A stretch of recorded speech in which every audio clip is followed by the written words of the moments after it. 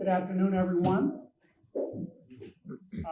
Welcome to our distinguished guests. I'm Herman Beavers, Professor of English and Africana Studies, pinch-hitting for Wale Adebanwe, the Director of the Center. On behalf of the Center for Africana Studies and in collaboration with the Wharton Opportunity Lab and the Wharton Sports Analytics and Business Initiative, I am delighted to extend a warm welcome to you for the annual Race and Sports Seminar. This annual event serves as a platform to explore the intricate intersection of race, sports, business, and activism. This year, we are honored to host Professor Jeremi Duru as our distinguished guest. A leading authority in sports law, Professor Duru teaches at American University's Washington College of Law and is widely respected for his scholarship and advocacy at the intersection of sport, law, and social justice.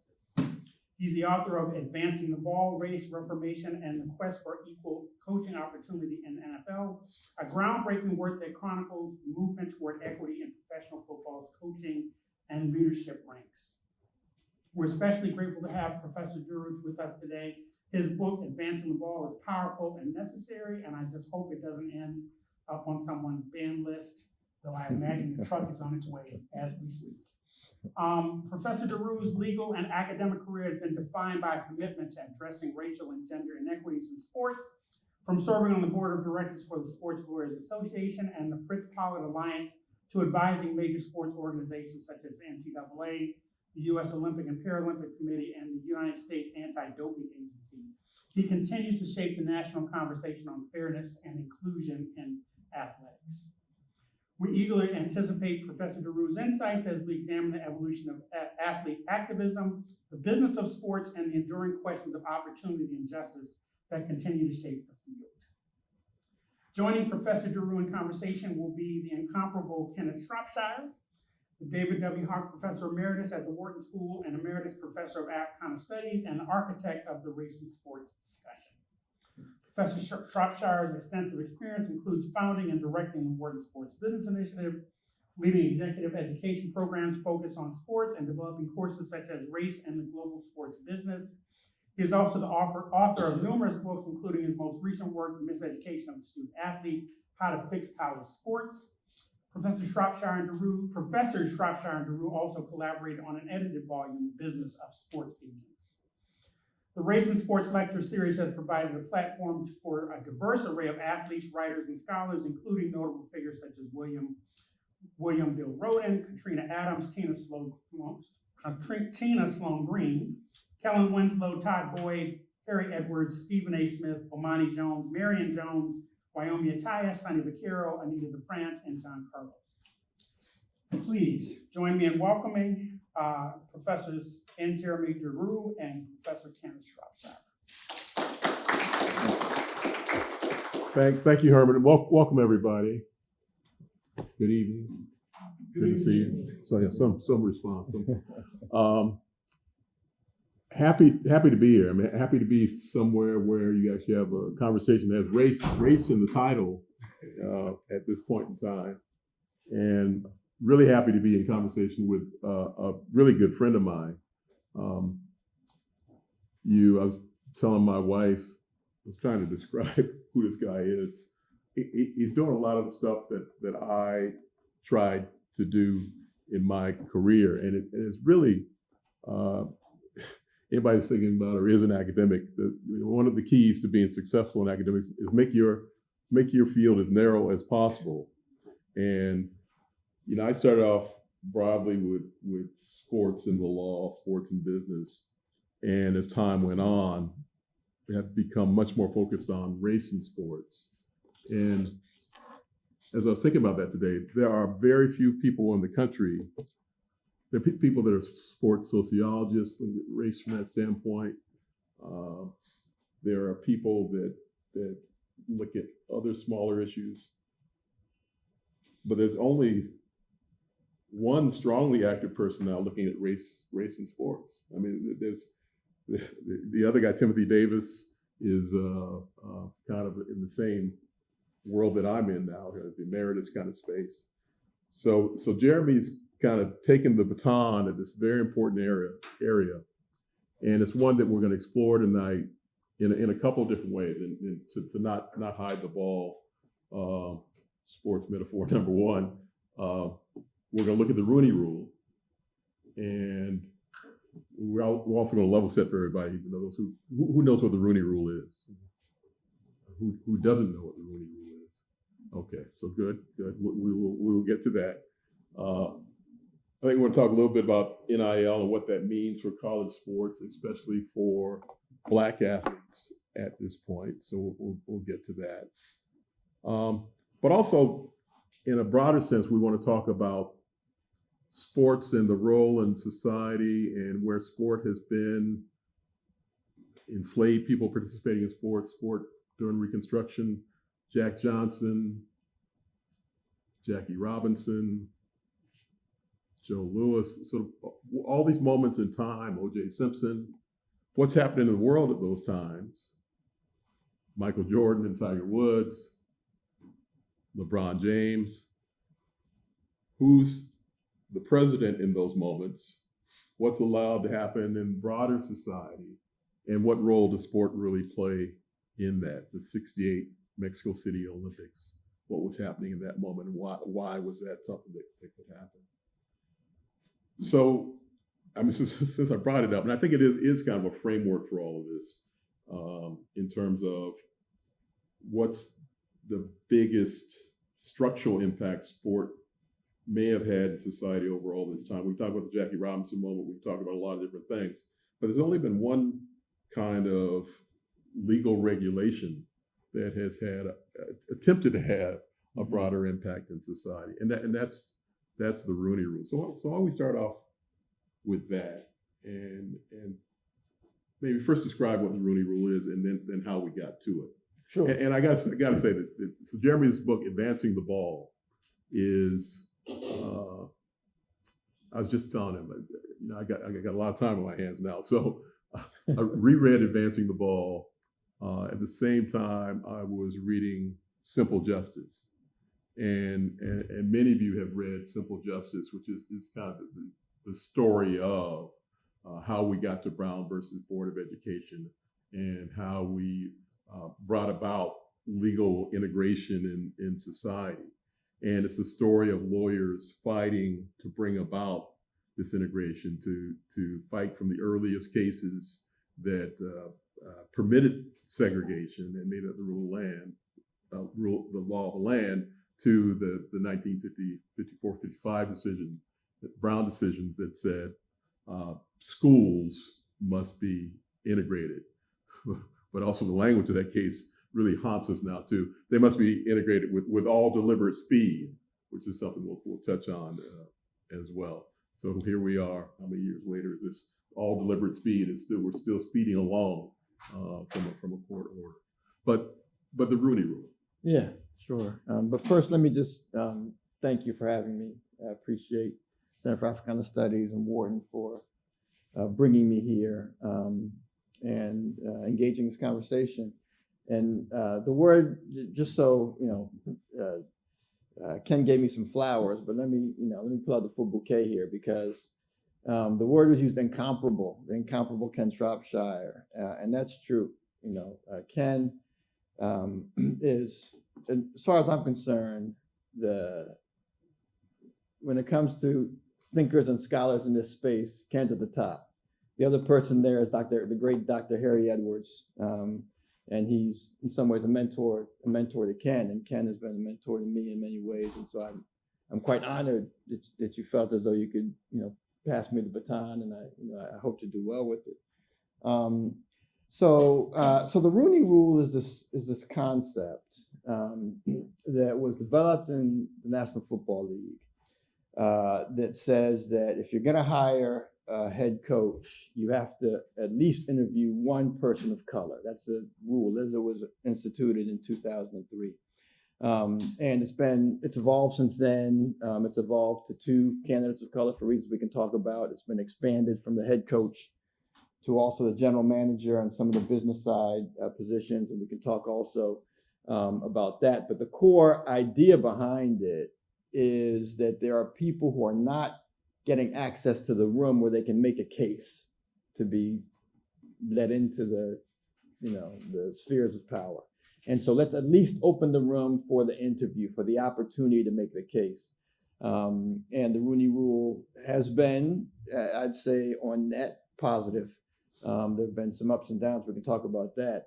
But that's the rule. How we got to the rule is that we're dealing with the league, the National Football League, that has long had a problem with respect to race. It was born in 1920. The American history students in this room know what's going on racially in 1920. It's ugly and discordant time for general, certainly for Black people. And a few Black people in the league initially, they were all kicked out because the owners felt as though with the Great Depression coming, wanted to make sure that white folks got the jobs, and so the Black players kicked out, Black coaches kicked out. And in 1946, they were permitted to come back into the league. Black players were brought into the league. But interestingly and importantly, in very specific roles. So you didn't have Black quarterbacks. You didn't have Black middle linebackers, Black centers. These are the positions recognized on the football field, or at least presumed on the football field, to require more intelligence and cognitive ability, professionalism than the others. And those were off limits to Blacks for quite some time. And so what you had was the sense that we want Blacks in the brawn positions, the speed positions, receiver, defensive back, running back. And so when you think about those atmospherics, and then you think about hiring someone to run your team where there's no brawn or speed required. It's all professionalism, leadership ability, intelligence, cognition. Black candidates just weren't considered. They weren't deemed as able to do the job. So we didn't have a Black head coach in the league. Remember, it's founded in 1920. We had a head coach in 1921 named Fritz Pollard, and not another one until 1989 named Art Shell, who was the head coach of the Los Angeles Raiders. And by that time, the league was 75% Black and no head coaches of color. So clearly there's a substantial disproportionality. Some lawyers, Ken mentioned, dug into this, actually came to the University of Pennsylvania and asked for a study of, starting in 2000, going back, of all the Black coaches who've been head coaches in the league, there weren't very many, and the white coaches who've been head coaches in the league, and compare their wins-loss records over the course of 15 years to see what was happening. And what this statistically significant study done by Janice Madden, I'm not sure if anybody here studied under her, knows her, revealed that Black coaches won more games than white coaches. In the year in which they were hired, in the year in which they were fired, they went to the playoffs more often, they did better. And the conclusion was not that they are somehow innately better coaches. The conclusion is that they were forced to apprentice for so long as assistants that when they finally got the opportunity, they just performed better. So these lawyers took those statistics, wrapped some anecdotes around them, and essentially threatened to sue the National Football League for employment discrimination. And that got the league's attention enough that they invited the lawyers in, sat down for a couple of months with owners of clubs, and out of those meetings came kind of a negotiated resolution that we're not going to sue, but what you're going to do is you're going to create this rule where a person of color gets an interview for every head coaching job. And they called it the Rooney Rule because... Let me stop you for a moment, because I want to talk about the lawyers that were involved a little bit, and a little bit of history there too. Cyrus Mary, who Jeremy worked with and continues to work with over the years, he's one of those professor practitioners as well. But the other lawyer involved was the great Johnny Cochran, and maybe talk a little bit about Johnny's role in this. I mean, I guess in some ways his the way he accelerated the conversation, I think in some ways. But based on who he is and what he did, maybe you want to talk about a little bit of his role in the legal community at that time. Sure. So Johnny's probably best known for defending O.J. Simpson in his criminal trial. But really what he liked most was civil rights work. He did plaintiff civil rights work, and that's what he enjoyed most. And he and Cyrus were suing Johnson & Johnson for employment discrimination. And during a break in a mediation, they sat in a room and they saw that Tony Dungy, the great Hall of Fame coach, had been fired by the Tampa Bay Buccaneers. This was before he went to the Colts and won the Super Bowl. And they were like, how could this be? I mean, this guy's great. He's done, the Buccaneers used to be a horrible team. He's done such great things with the club. What's going on? And the two of them said, we're looking at disproportionality. We think that there's an issue here. That's when they went to Janice Madden. Once Janice Madden produced the report, Cyrus he's a little more tentative than Johnny. Johnny, if you've read about him or, if you've seen some of his orations, he gets right to the point, and he doesn't suffer fools. He doesn't varnish the truth. He gets right to the point. And he basically, despite Cyrus hoping that there would not be a litigation threat coming out of this report, Cyrus was hoping he'd send it to the league and, conversation is born. Johnny's view was that's not how conversation gets born with powerful, highly capitalized entities. You have to come and try to punch them in the nose. And so there was a press conference that they had when they released the report, and Johnny went off script and he said, told all the reporters in the room, you can tell the league that if they don't negotiate, we will litigate. And that's really what catalyzed things. And it's was at a time when nobody expected much progress to occur. And it's kind of an interesting, again, to relate to today's time, the idea of litigating, threatening to litigate, standing up against an enterprise. It was a Monday Night Football moment too. It was a game of Baltimore. Yeah, game. I think Denver might have been in Baltimore. So they held the press conference in Baltimore right before the game. So the rule is put in place as a result, and then progress from there. Yes, the rules put in place, and immediately there's progress. There's a coach in the league named Marvin Lewis. I don't know if people know that name. He was a coach for the Cincinnati Bengals for a long time. He'd been a defensive coordinator and associate head coach for years and kept getting passed over for head coaching opportunities. Everybody recognized he was the best defensive mind in the league, but he kept getting passed over.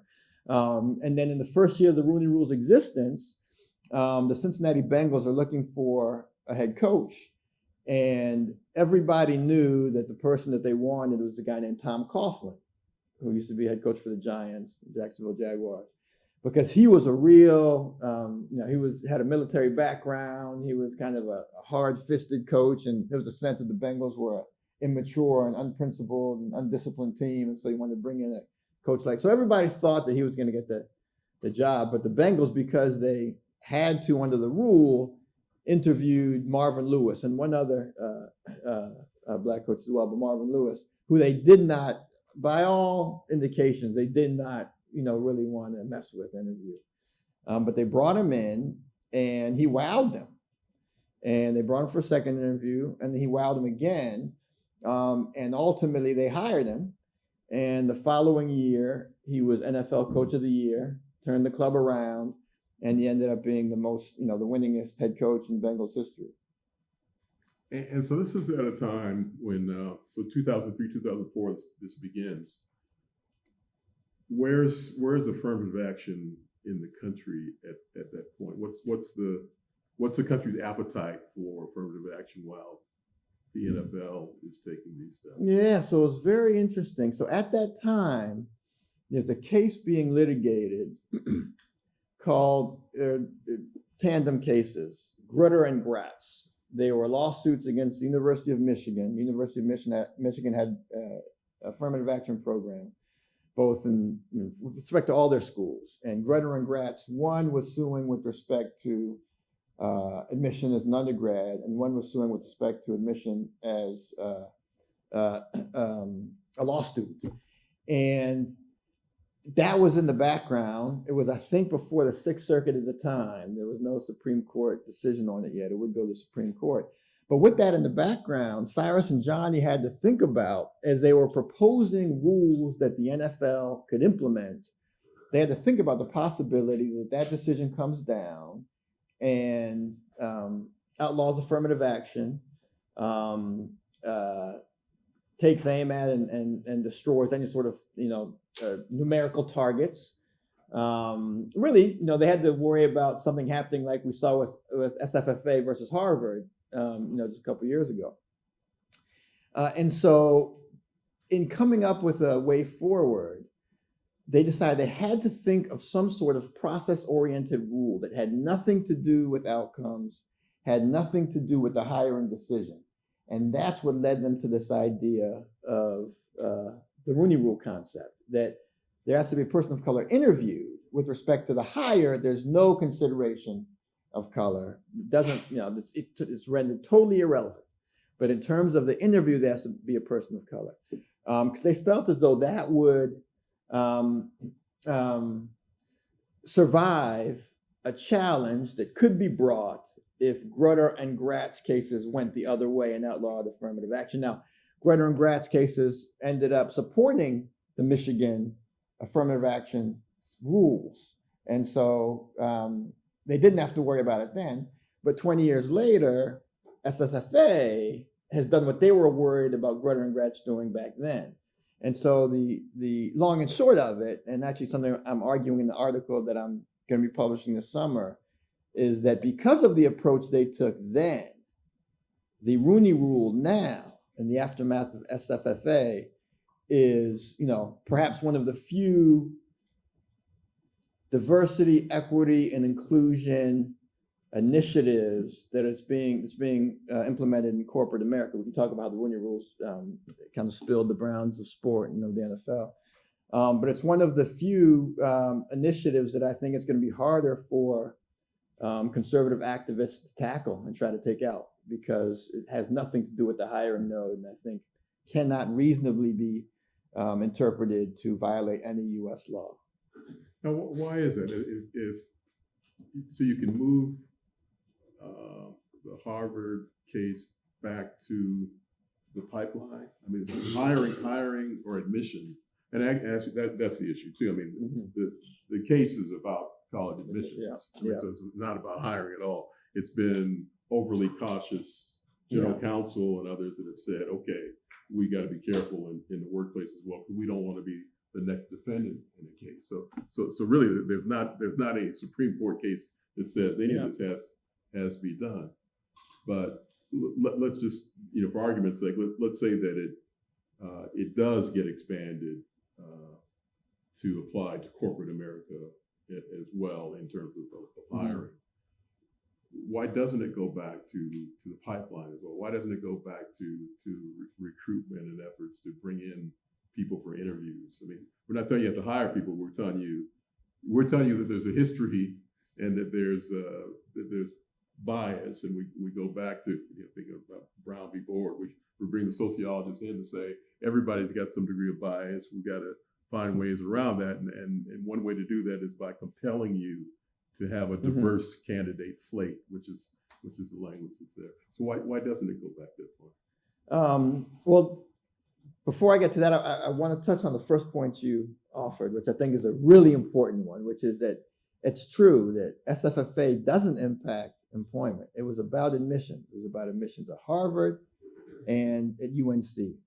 And just as Ken said, kind of these cautious corporate leaders became concerned that it might apply in the employment space and began stepping back from their commitments in employment. And the reason I want to raise that is because that's the exact same thing that we've seen in the wake of all these executives' orders that have come out, is pre and unnecessary compliance, complying with things that have, it's not even clear they're lawful, and also not clear they're competently rolled out. And so, as I think, I almost view kind of the first month after all these executive orders came to be as kind of the first generation of response, and there was a norm of capitulation, among universities, among law firms, and then kind of the second wave came, and folks are starting to punch back. So Harvard came out, and they, the university to sued as well as faculty have sued the administration.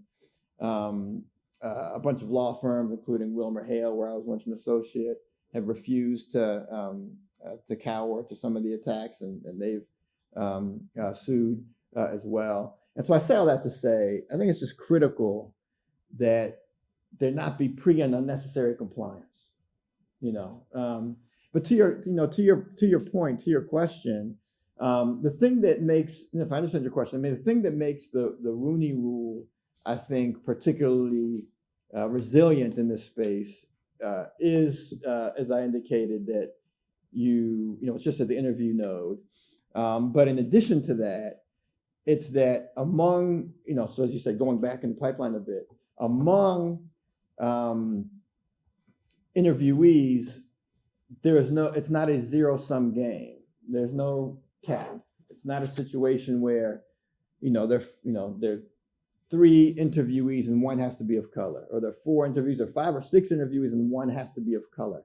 I think if you had that sort of numerical target, then, a cap such that this one interview opportunity takes an interview opportunity from someone else, then it might be a bit more tenuous.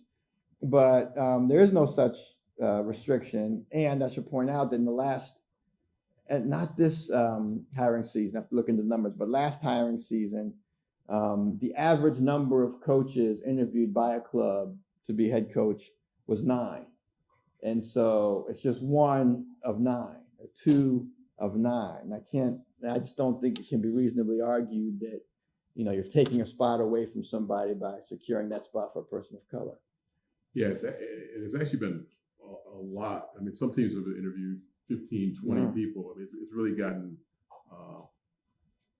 that's what I want to talk about, is compliance. Yeah. And so this idea of you are now compelled. So NFL, private association, they're able to sort of compel owners to do this. But in the first couple of years, we had both the Detroit Lions with Matt Millen as the culprit, and Dallas Cowboys with Jerry Jones as the culprit. They did not comply, and then later on the Raiders. I'm saying it's only out of those 3 cases, I think only one party got fined. Yeah, that's right. In that, so how well has it been complied with? Yeah. In the NFL. Yeah, so it's a great point. So as soon as it came out, there were 3 hirings in that first season. One was the Bengals hiring, which I described to you, which worked perfectly and ended up working very well for the club. The other was the Cowboys hiring, and what the Cowboys did, Jerry Jones and the Cowboys, what they did is they interviewed one black candidate for 20 minutes over the phone. And then they interviewed the other candidates for hours in the facility in Dallas. And then they hired one of the other candidates, and they said, "Oh, we abided by the rule." And then and the league, said, "Sure, oh, you did abide by the text of the rule," which is outrageous in my view. Certainly didn't abide by the spirit of the rule. But then, with respect to the Lions and the Matt Millen circumstance, he was the general manager at the time looking for a head coach, and he zeroed in on one before he started the search. And he actually invited some black candidates to interview, and they refused because literally he'd been in the press saying, "We've got our guy." So of course they refused, and so he ended up violating the rule, and he ultimately was fined. But after those 2 incidents, the following summer, the league turned what was a handshake agreement, which is what it initially was among the 32 owners, into a rule. So they concretized it. They gave it teeth. They established that there'd be a fine. They established the fine would be higher if another club violated it. They put guidelines on it. So they described the interview that would have to happen as a quote unquote meaningful interview. And they explained that a meaningful interview is an interview that is similarly situated to the interview of the non-candidate of color. So if one candidate is interviewed by the president of the club in the facility for 6 hours, the other candidate has to be, can't be interviewed by a vice president for 2 hours, at the local recreation center. And so with those changes, the rule really became a rule, and you started to see compliance. but in a couple of ways, the rule faltered and the league faltered because it didn't enforce the rule appropriately. One is you began to see the development of sham interviews. So you have somebody in there 4 or 6 hours at the facility, interviewed by the president of the club, but all the while it's clear that it's not a meaningful interview. And we may fast forward to this, but there's a current lawsuit against the NFL by a former head coach named Brian Flores, and he complained of this exact thing happening with him when he was interviewed by the New York Giants.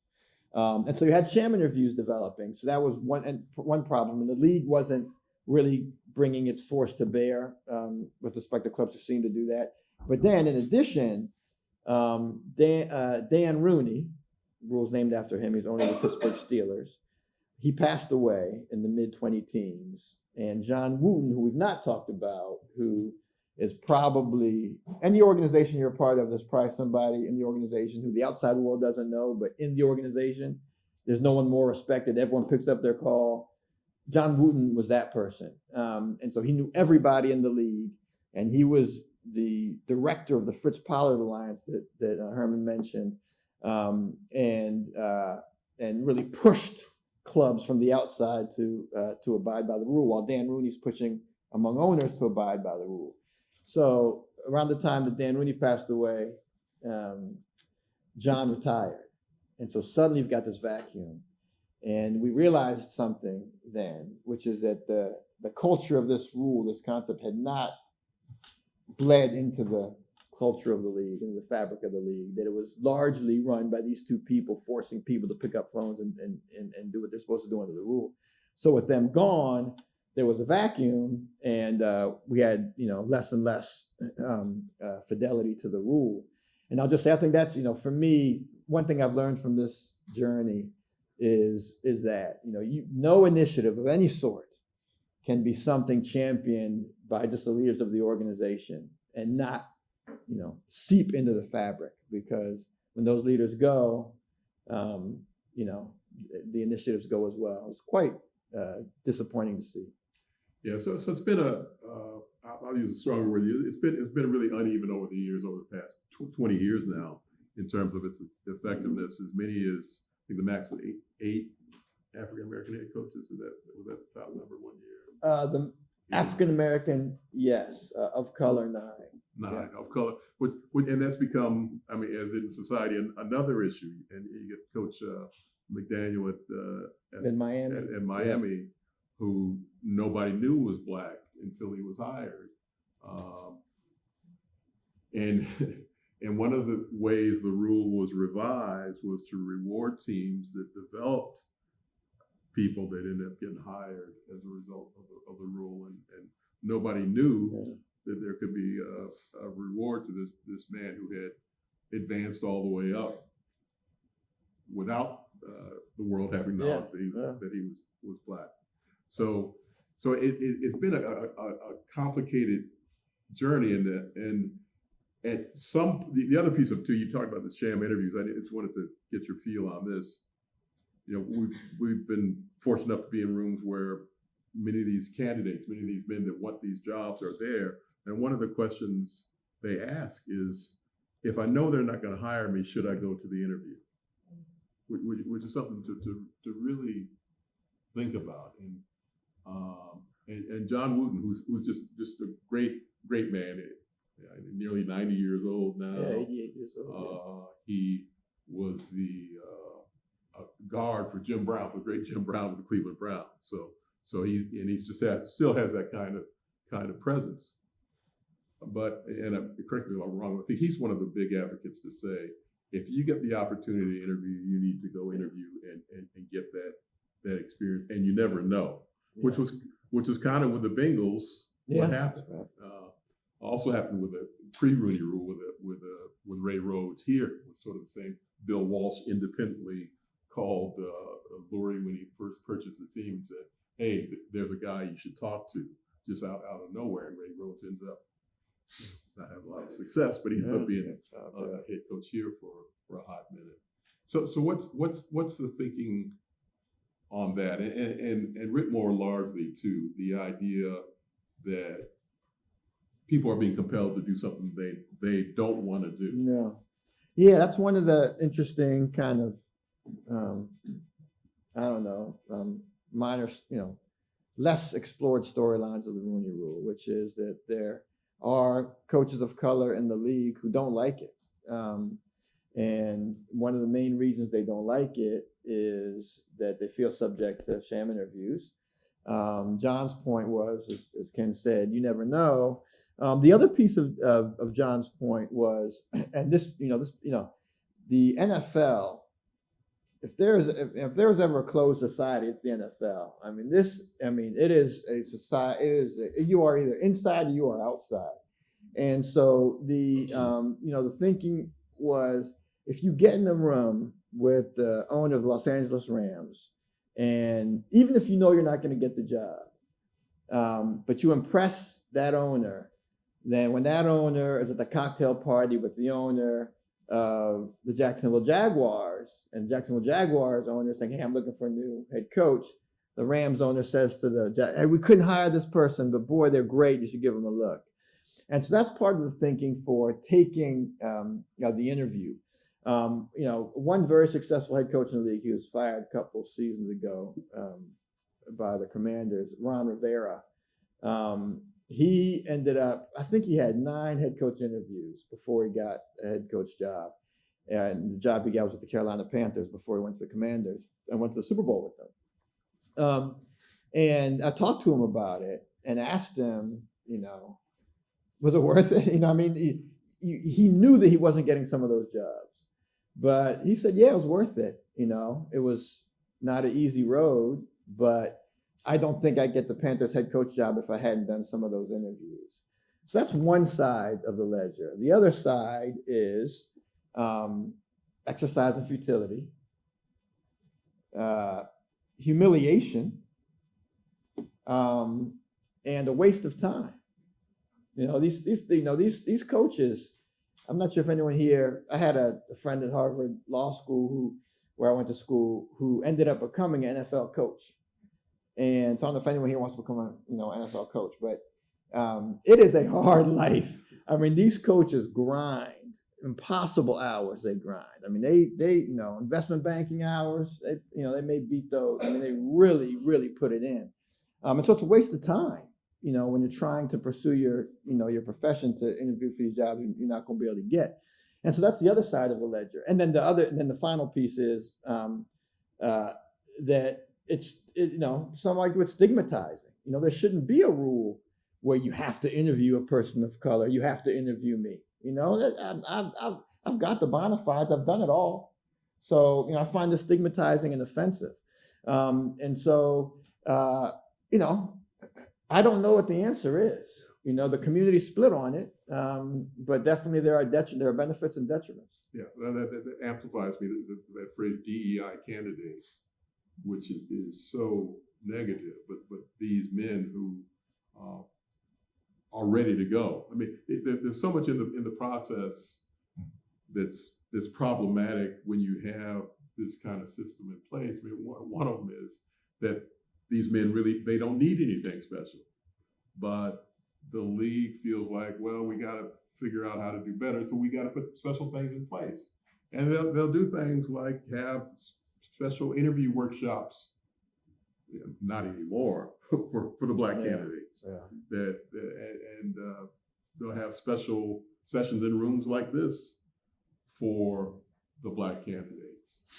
And these men don't need it. Really, one of the things that we found early on with the rule, the best thing that happened, and Bill Walsh, when he first started working on it, so Bill Walsh, legendary 49ers coach, worked closely with Dr. Harry Edwards in implementing a lot of these things. Their vision was, really what we need to do is get these owners to know these men that they don't know. And I wrote a book in the mid-90s, and one of the owners, I was talking to him about how he selected his head coaches, and he said, it's a very personal thing. It's like choosing a wife. And that just struck me, this white man saying this. And then in many post-interview conversations with owners, and they don't say this anymore because they've been told not to by their press people. I hired Bill because he reminded me of me. I hired Bill because he reminded me of my son. And all these black candidates were talking about, well, how can I ever be that person? How can I be that? So there's all this difficult space that's in there. And this kind of goes back to broader society. And I mean, God bless the Rooney Rule, whatever else is. Laws and rules, Brown versus Board of Education, all delivered speed, 1955, we're still trying to make the change. What else can we do? I mean, you end up with that question in moments like this because there have been, I can't remember the number of years either. We should have, I'm sure this will be in your paper. The years and our big fear, people have worked on this for years, is when the hiring season takes place.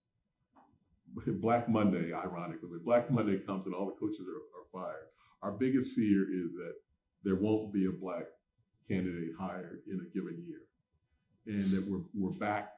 We got these rules in place, we got all this going on, and we're still not getting somebody hired. So it's such a microcosm, as they say, of society in terms of success and then rollback, success, then rollback. I don't know what you think about that. Then I do want to hear where this has been implemented in corporate America and attempts and success there. Sure. In response to your question, what else can we do? We got the rules, and the rules sometimes work, they don't work.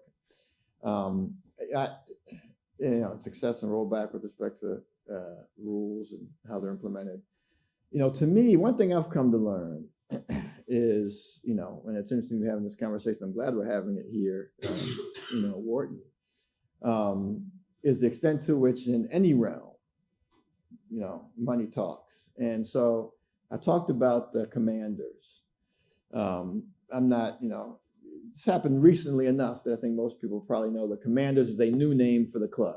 The club used to have a different name, which I don't use because I view it as a racial pejorative. And a lot of other people viewed it that way.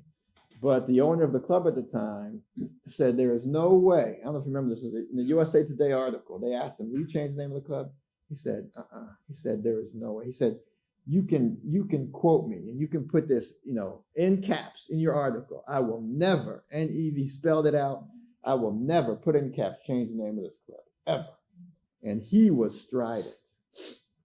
So then, and we'll talk also, we can talk about what the year 2020 did and how people seem to have forgotten about many of the commitments they made in 2020, to racial justice and trying to fight off systemic discrimination. But 2020 came. George Floyd was killed. The nation exploded. And the Commanders play in the field called FedEx Field. It's called FedEx Field. And owners of FedEx are like, this name is a little bit troublesome. And I'm not sure in this climate we want to stand behind this name. And some of the club's other, substantial stakeholders took a similar view. And they changed the name. He said he would never change the name. But when it came to the pocketbooks and it came to that branding being ripped away from the club, he changed the name. And so I say that to say, you walk with, you talk with your feet or whatever, you walk away. There have been movements over time to drive people away from different sporting leagues when there hasn't been the sort of racial equity or racial justice that that we would hope to see. And generally, people have not walked away. People are very addicted to sport and to what they watch. But if there's a way to put financial pressure on any entity, certainly a sports club, and you've got your demands and they are made clear, then I think that's the way you get movement.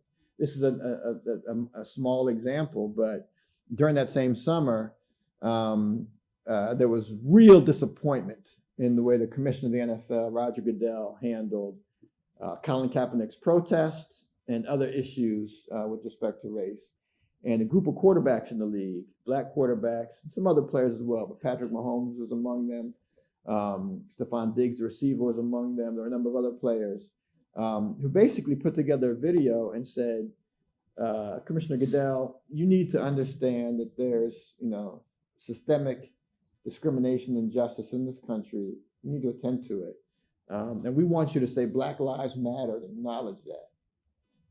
And Roger Goodell made a video from his basement in COVID saying Black Lives Matter.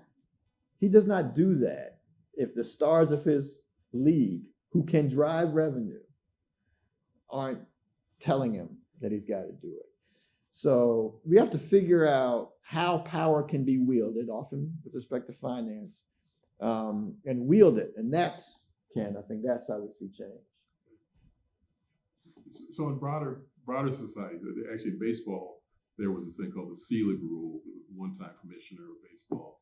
He said that he would call up teams anytime they had a manager opening and compel them to have black candidates. Where else in society do we see the Rooney Rule? Then I've got a couple of non-Rooney Rule questions. One about NIL and one about black quarterbacks. And then I want to open it up. Sure. Yeah, so we see the Rooney Rule all over the place. I mean, it's in many places. The state of Oregon has a state legislated Rooney Rule. If you're looking for a head coach of any sport or an athletic director at any of the state's 7 public institutions, you have to interview a person of color.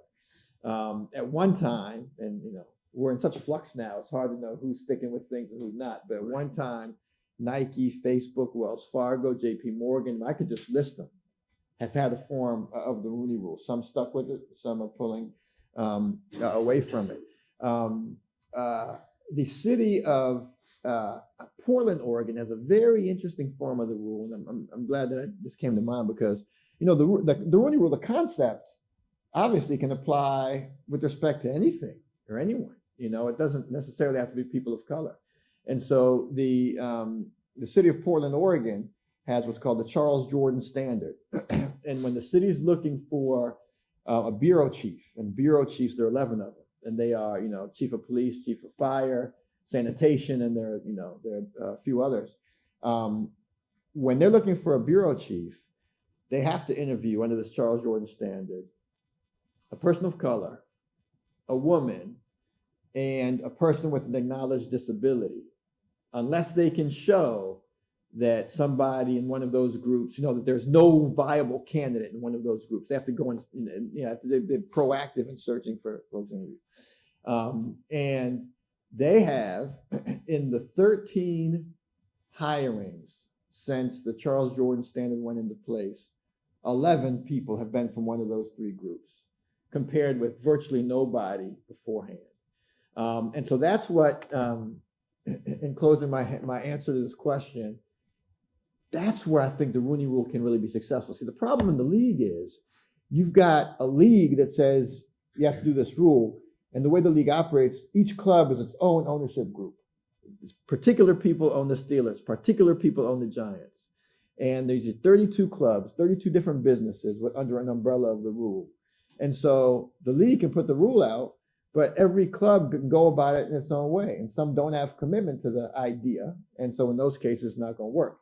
But if you have an entity that's controlling the implementation of the rules and has commitment, as the city of Portland does, then you can see the sorts of gains the city of Portland has had. I know you, and I should ask you in advance if you still do this, you used to keep pretty close tabs on the progress of the black quarterback. Yeah. And you mentioned that in one of the early iterations of the NFL, quarterback was not in writing, but overtly, you couldn't be black and be a quarterback, and it was for the longest period of time. And by the way, it's always interesting to me that the NFL reintegrated the year before Major League Baseball. Yeah. As you went through your history, but where are we now? I mean, and it, just as I thought at one point there wouldn't be a black head coach, and Art Shell gets a job in '89. I mean, certainly I didn't think there'd be a time when I didn't know how many black quarterbacks there are in the league. Yeah. I don't know if you still keep track of it in the same kind of way, if you're still critical of it, or what So- your thinking is. Yeah, so I do keep track of it. There's one little piece of criticism I have, but overall there's been tremendous progress. So actually the number now is the league year ended with 21 black starting quarterbacks. This is Troy Vincent telling me this, Troy. And who started at some point during the season. And so that's a pretty high number. And I think, there's no question that among stars, some of the biggest stars in the league are black quarterbacks. I mentioned Mahomes, you got Lamar Jackson, CJ Stroud, we could keep going. The one place where I remain critical, and maybe, I should be beaten out of this because, maybe it's no longer, but is that of the black quarterbacks in the league, they are quite disproportionately starters. So what does that mean? What it means is that when you've got the last position on the roster, that second or third quarterback, that person, it's hard for a black person to get that job. If they're good enough to force their way into starting on a team and leading the team, then they're accepted. But if they're the quarterback who's probably never going to start, is going to hold the clipboard, help the coach think through play and formation designs, it's hard for a black quarterback to get that role. And I think that goes back to all preconceptions with respect to cognitive ability that I was mentioning earlier. And so some people might say, well, it doesn't really matter. Those people aren't playing anyway. Who cares about the bench players? Those folks aren't people who are playing. But it does matter because it's those clipboard holders who end up becoming coaches. That's a pipeline to coaching. You are essentially an apprentice coach under the head coach. And then you go and you become a quarterback coach for, maybe in college or for NFL club. Then you become an offensive coordinator, and then you become a head coach. And so if that position is disproportionately not of color, then you've got one of the main feeders into head coaching that is, that's skewed in a way that's going to end up screwing the results. I think we've seen that. Yeah, it's interesting. So in baseball, you can't be an African American and be a utility player. Right. And they always point to Daryl Thomas many years ago, like the lone black utility player played multiple positions. And if you look at the baseball players, the first ones to be managers, they were always Hall of Famers. I mean, Frank Robinson, kind of the greatest baseball players ever to get those jobs. So it's sort of, and there's a whole literature in sociology on stacking and the idea of black athletes being stuck in the same place. So last thing I want to at least make sure we touch on is NIL. Sure. I mean, whole different topic. And I've been thinking about it in terms of NIL combined with the Supreme Court case on affirmative action, and what black men are going to be on campuses going forward.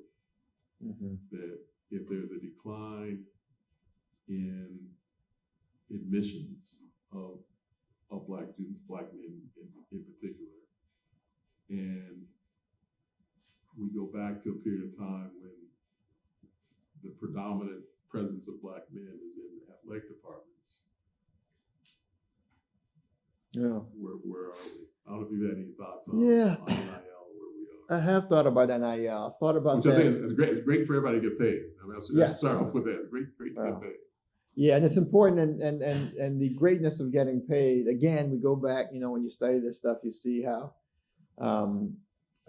inequitable things have been historically, and so we think about the collegiate athlete before anyone's getting paid, because just a few years ago now that this is a phenomenon that came to be. Right? There's a book I commend to everyone here by a close friend of Ken's, who I also know. Bill wrote, it's called $40 Million Slaves. And it's basically an exploration of black athleticism in this country, going back to the days of black enslaved individuals being trotted out to box against enslaved individuals from other plantations, or to ride horses, and compete in this way and that way, all the way up, and just talks about the exploitation of the black athlete. And a big part of it talks about collegiate athletics.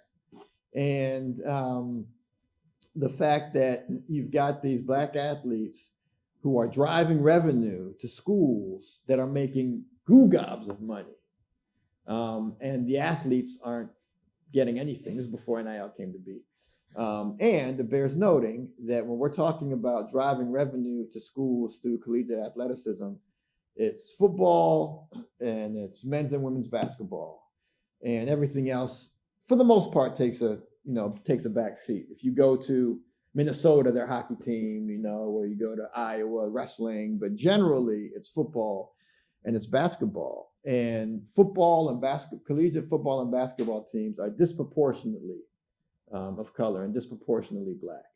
And so when you think about it, and Rode makes this point, you've got these institutions making all of this money off of the talents disproportionately of black folks who aren't getting paid. Now they're getting their scholarships paid for to the extent that they're scholars, or that they're on scholarship, and some not insignificant amount of swag, but that's what they're getting. And by the way, it's been often the case that universities have pushed athletes in those sports along to keep them eligible and not really educated them. I was involved in litigation on this matter against UNC. We lost several years ago, but the argument was that you've brought these people into school under false pretenses, telling them to go educate them, and you put them into nonsense courses. So for those who say that the college scholarship makes the trade-off worth it, the quid pro quo worth it, maybe not. But anyway, the point is that it was disproportionately, it was the black athletes who their bodies were being utilized to make all this money. Well, with NIL, and finally you've got, there are downsides about NIL, but finally you've gotten to a point where those individuals are able to leverage their stardom and make money. I think Caleb Williams made $11 million last year as a college quarterback. And so those who have, William Road and others who have studied it say, good for, anyone who can make the money, make the money. But what's interesting, maybe I'll close with this, Ken. What's interesting is, I don't know how many of you all have followed what's called the House settlement. Anyone familiar with the House case? So it's this lawsuit being brought, basically an antitrust lawsuit against the NCAA and the Power Four conferences, the SEC, the ACC, and all these, basically arguing that they are unlawfully and anti-competitively capping money that can be made by student athletes. So student athletes not only should be able to get NIL if they can leverage it on their own, but the school should be paying the student athletes up to $20 million shared out among everybody. And so, all the student athletes at the school. And so a real concern, and so I think it was yesterday, the preliminary hearing on the settlement, it was successful preliminarily. There's a final hearing, and the judge says, there's some things we want you to tweak, but in a couple of weeks come back. So they're probably gonna, this probably will be the case that the case is settled. And starting next year, student athletes at Power 5 schools, Power 4 schools will be getting proportionate amounts of $20.5 million. They will be getting paid by the institution. Now, the proportionate amount is the piece that I want to talk about, which is that there's some concern that the black athletes are driving the revenue, and the money will be shared out in a way where they will get a disproportionately small amount. And so a football player who's driving revenue might get the same amount of money as a golfer who's not driving revenue. And if the football players are disproportionately black and the golfers are disproportionately white, what does that mean as a racial matter? Questions on any of these topics or anything? Yes. So you talked about DEI a little bit earlier, and specifically in relation to the way that it's kind of framed nowadays as something that's bad, or it's that's not the case. For example, Jackie Robinson was a DEI hire, that doesn't mean that he's, like, that's not a negative thing, was necessary. Do you think in today's political climate, DEI will ever be reframed as something that's beneficial? Or we kind of stuck in this like gray zone where people don't really know what it is, or when they do hear that there's something association? Well, it's an interesting question. One thing I found about, going to the point I made before about how in 2020, every corporation that could get a megaphone told you how committed they were to DE&I. It was astounding. And a lot of us were saying, is this a moment or is this a movement? So it's probably a moment. It's probably going to come back the other way. And so a few years later, the same corporations are running as far away as they can from DE&I. So watching that whiplash, I don't think it's incomprehensible, that we'll find our way to a space where the term DE&I is no longer demonized by so many, because I think demonized is a fair word for the way that the term has been treated. And I think part of part of what will drive that, and your name is? Shala, sorry. Shala? Yeah. Part of what will drive that, Shala, is going this pre-compliance thing again. Are organizations going to run away from the term, or are they going to stand by the term? So one argument is, well, let's ditch the term, but we'll still do the same work, and we'll call it the Office of Community and Belonging.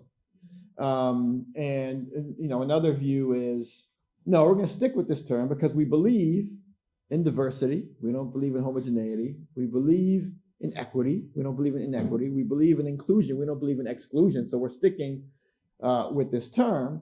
And by the way, if we do go to the the Office of Community and Belonging, then they're going to come at us and say that we can't have that term. We'll have to go. We're going to be running forever.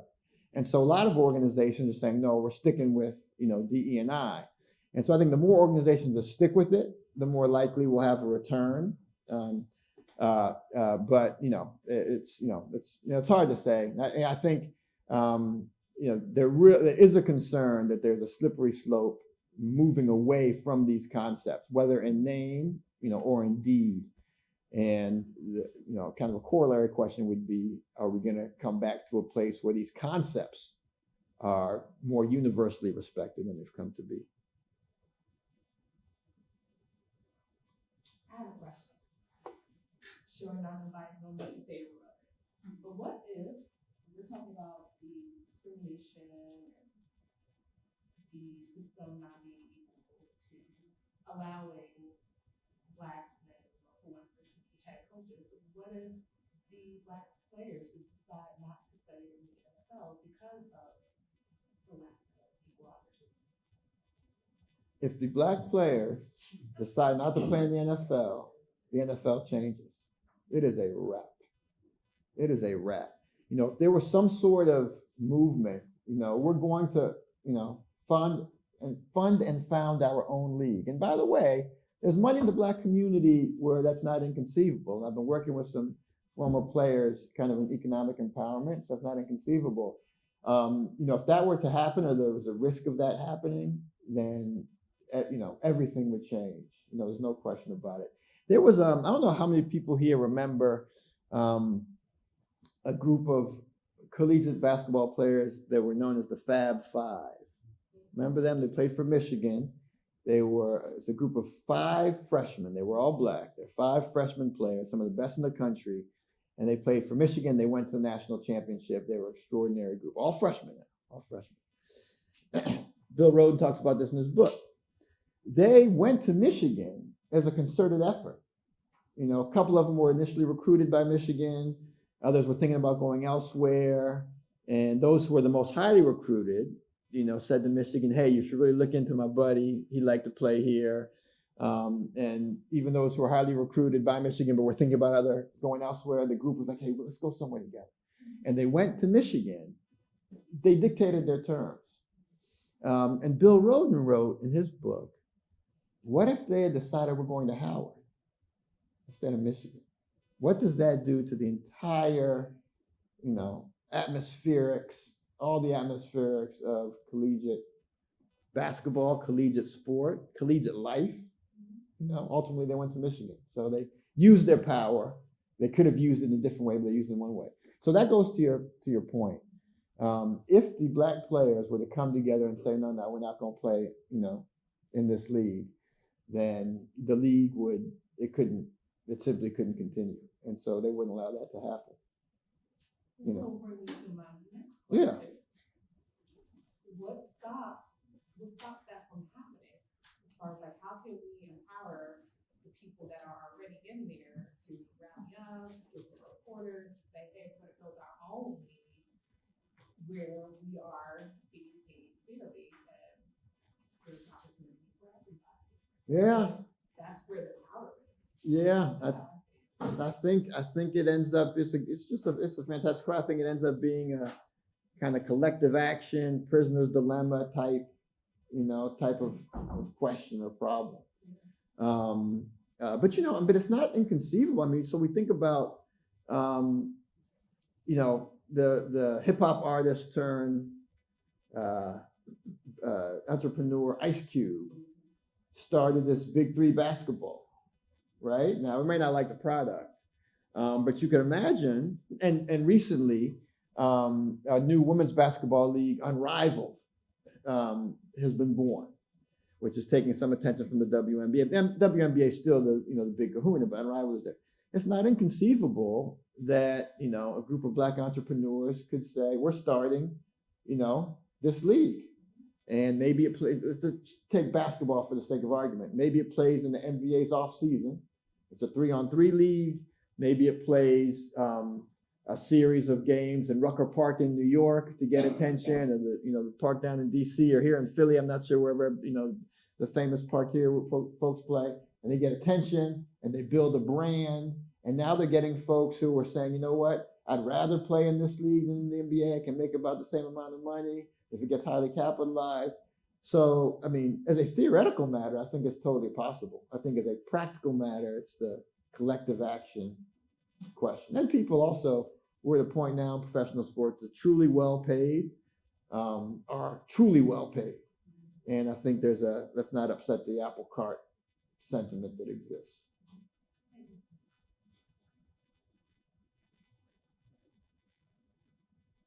Others.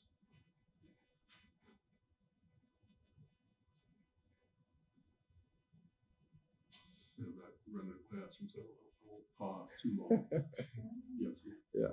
So you mentioned the WNBA earlier. I was just wondering, is there anything similar to the Rooney Rule, like within women's basketball, or I guess the NBA in general? Because I know when the league started, I think it was 70s, and then the WNBA was the early 2000s, and it was already kind of integrated. So has there been similar trends coaching-wise in both leagues? Yeah, great question. So they don't have any Rooney Rule. And one thing, that we haven't talked about that I think merits some conversation, so I'm glad you raised it, is one of the challenges the NFL has had from 1921 to 1989 with no black head coaches and the battle we've been talking about here to diversify the sidelines, is that the NFL ownership is deeply conservative. I mean, owners of clubs almost across the board, what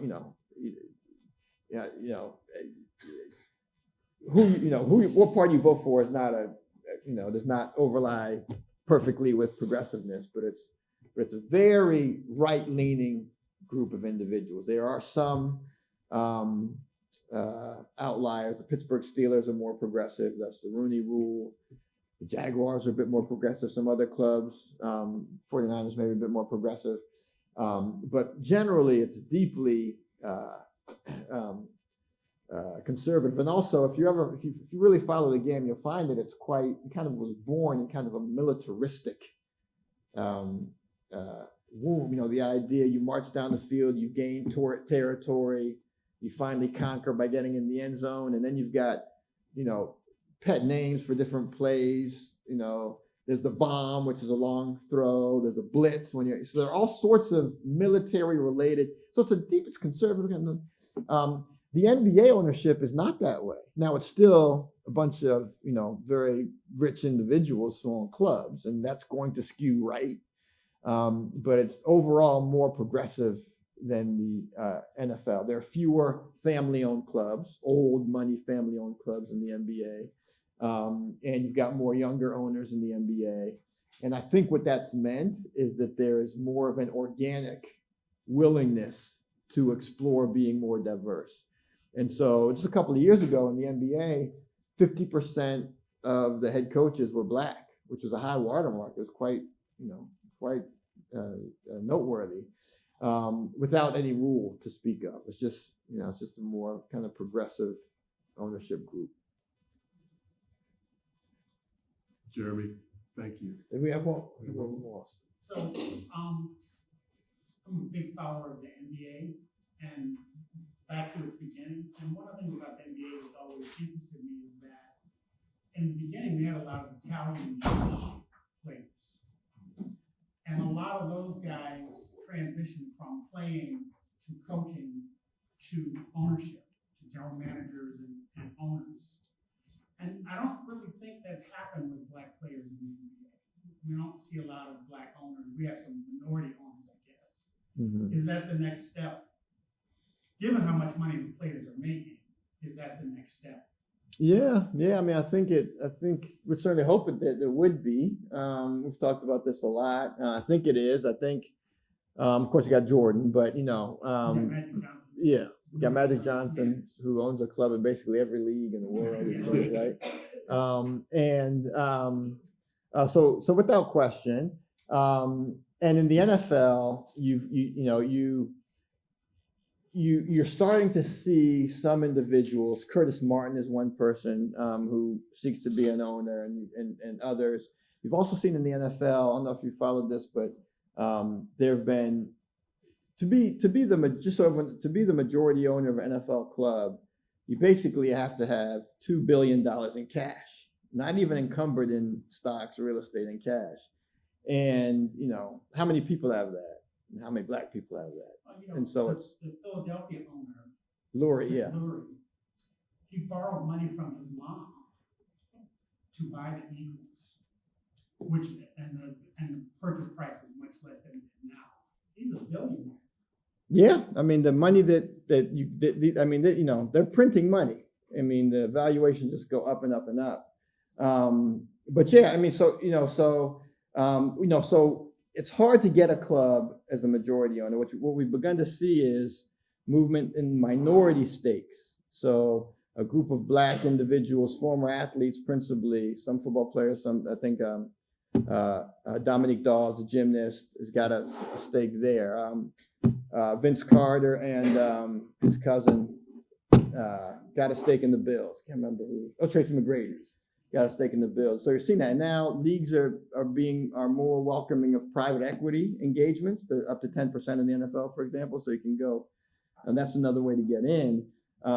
But there is, with the increased salaries, there's more of a path in. But it's still, the $40 million, even the $40 million Patrick Mahomes makes, I think the New York Giants are valued at $10 billion recently. So even that is hard to scratch the surface with. Now, I wish my mother could give me enough money, even in those days, to buy a club. So even for Lurie, it was tough. But ownership, I think that's the next. If we can crack ownership, I think a lot of dominoes fall into place in terms of equity. Not all of them, but a lot. All right, Jerry. Thank you so much. Thank you, Ken. I appreciate it very much. Thank you all very much. Pleasure.